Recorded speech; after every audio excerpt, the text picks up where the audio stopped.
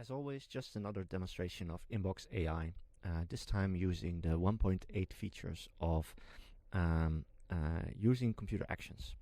So let's get started. Can you create a movies folder on my desktop?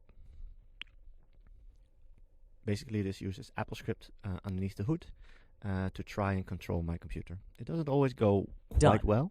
A movies folder has been created on your desktop. Can you move all of the movies files on my desktop to the new folder? But generally, it does do its job. Sometimes it takes a bit longer because under the hood, it's learning how to do it. It's trying different options, and then eventually it will sort of find the one that works best. There we go. Can you draft a new email about the movies that we just moved and send it to an example email address? Don't really send it, just draft the email. I need to say that because previously it sent it to a random person. There we go. It didn't actually include the specific files that you actually added. So that's an interesting point here.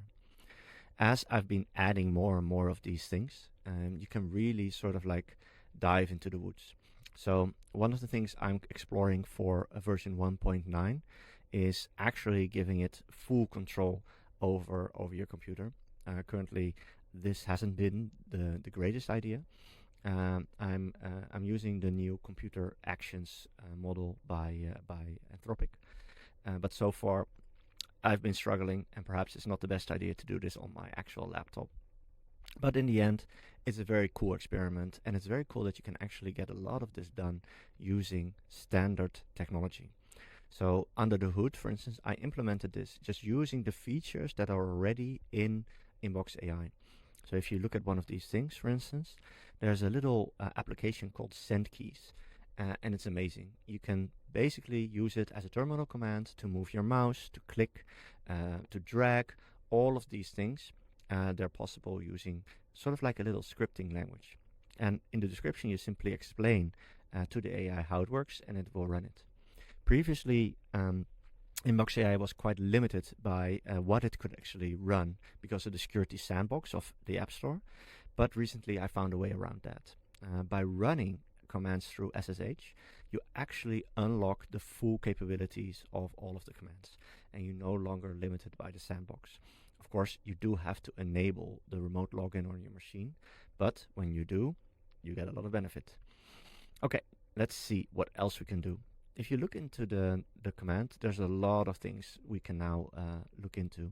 So we can add reminders, which I showed previously before, but let's do it. Can you add a reminder to pick up coffee and open the Apple Reminders app? Else it won't show that it's actually doing something.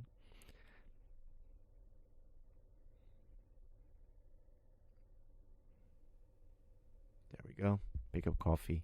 And some of my my previous attempts, often I pick up coffee as an example. Again, there's many extensions that you can sort of use. So, for instance, here I added one called Apple Notes, and you can simply change all of these actions yourself. So you can build your own, you can download others, but in this case, let's create a note. So let's find it. Where are we? See it. Create note. There we go. Let's see if we set it up correctly.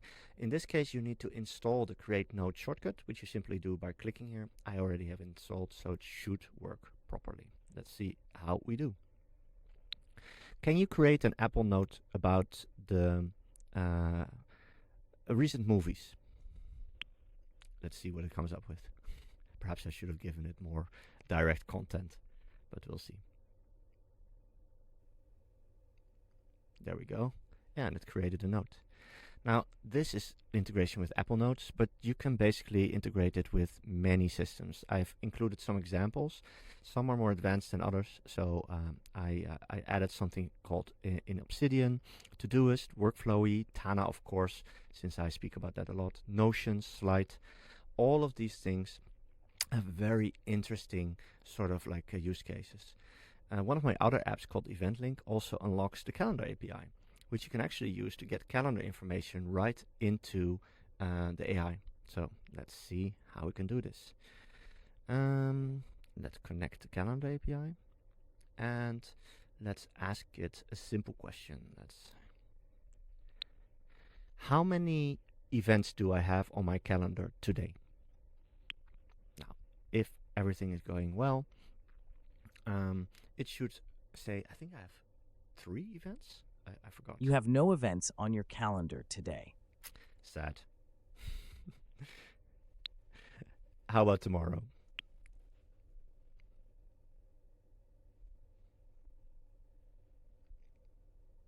You have no events on your calendar tomorrow.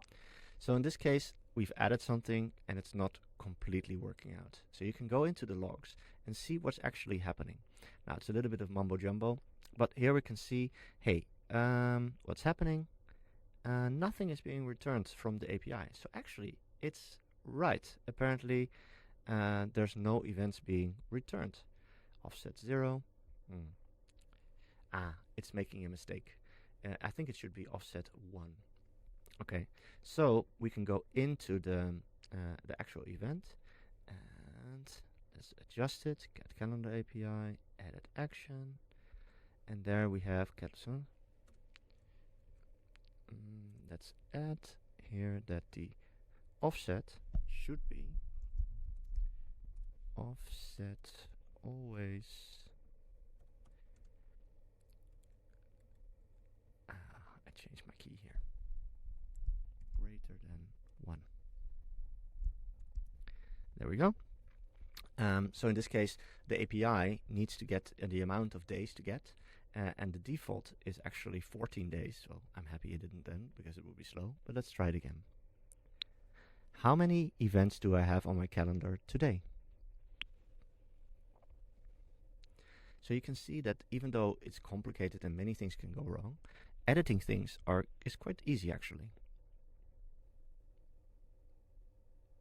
You have 7 events on your calendar today. Oh, 7. That's a lot. Sometimes it seems to switch because if the voice API of OpenAI isn't available or returns some sort of error, which it does from time to time, it will switch on to an on-device voice. And you can actually run all of these things on device. So if, for instance, we say, hey, we don't want to use GPT-4 Mini, we can also use any of the other providers. And of course, using stuff like Olama, which we can do. Let's see what actually, this is the transcribe command, so that was the wrong one. Let's leave this here, the process audio command. Let's switch that to Olama. Now, it will be a lot slower, and yeah, it's not as good, but as open source models do get better, we'll see a lot of improvement here. So let's start with something simple. Can you tell me a joke?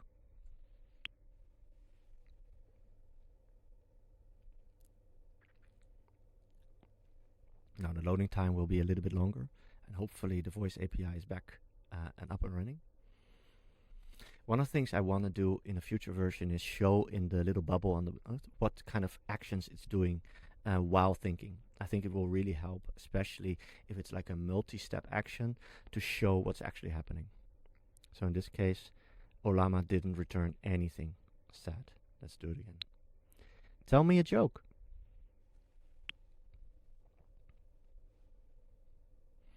Now again, if it doesn't work, we can dive into the logs and see what's actually happening. So in this case, nope, nothing happening.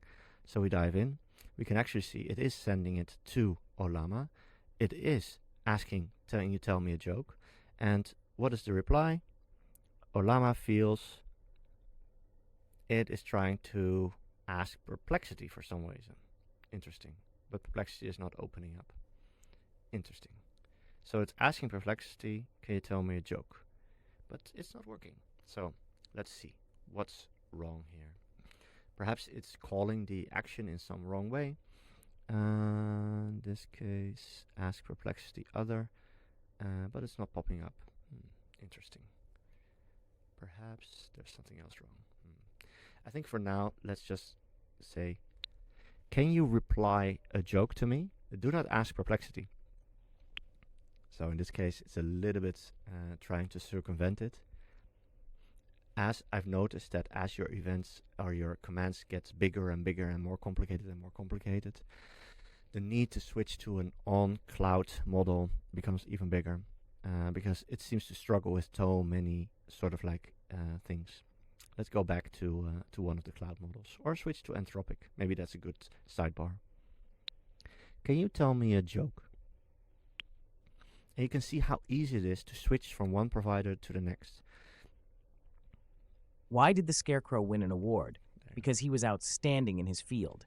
I've always wondered how it is that all of the models tend to sort of go towards these standard few jokes.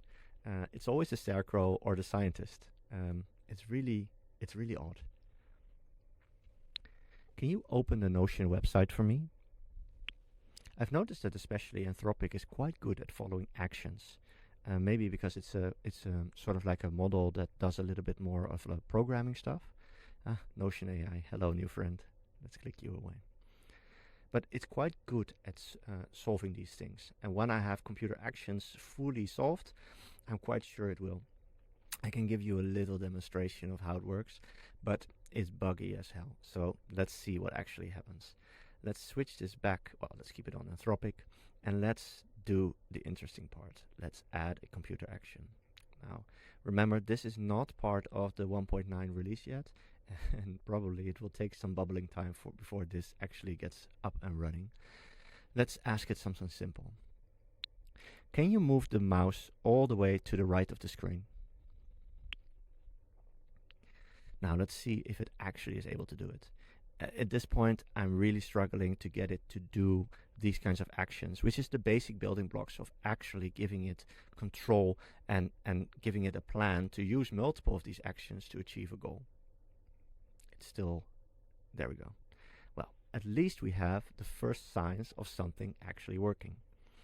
Okay, let's try another. Let's remove this one. Can you type a message to my mother in this email? Now note that I specifically said type. In the previous versions we already had a paste command, which sort of like dropped all of it in. And I'm hoping that now it would use I the need type some command. required information to draft an email. What's your mother's email address, and what message would you like to send to her? No, ignore that. Just type it. Just type the message and I'll handle the rest. It seems that today's OpenAI's voice API is struggling. Here, try to be I need too to know smart. what message you'd like to type to your mother. What would you like to say? How about you just make one up? Be creative. I run into this a lot. It's rather frustrating that one day it works and the other it does not. So in this time, it inserted the image and it doesn't really look like it's typing. It might be because one of the type actions here is just typing these characters, and I'm not quite sure this is instant or it takes a little bit of time. I'm also not sure which it actually used. Let's see. We can look into the logs and see how it actually typed it in, and it it cheated. Here it used the OSA script to move the mouse position, which is an interesting choice. I didn't teach it to do that, so it made its own choice. And in this case, let's see how we did it. Mouse position. Yeah, there we go. It used the paste at cursor command. Okay, so let's try and ask it specifically to type it. Can you use the computer action type? So send it to the computer action in order to type a random message. Just make it lorem ipsum. And let's see if this time it will do as I was hoping. Again, I'm showing you some very in development progress. But the cool part here is that Inbox AI is not supposed to be a sort of out-of-the-box, fully functional agent. Most of this stuff is just there to show the promise. It's really an automation tool where you can use voice and everything to sort of bind things together. In this case, you see it worked out quite well. And I actually kind of like when it's typing. It makes me feel like it's more like helping me out. Another part is that you can sort of mix different sort of like modalities. So in this case, for instance, what if I'm gonna ask about something? So for instance, I will press the screenshot command. I'm gonna make a screenshot of this, and then at the same time, I'm gonna ask, can you tell me what this screen does? Now what happens is it combines the screenshot and it combines the question, and hopefully it will answer me.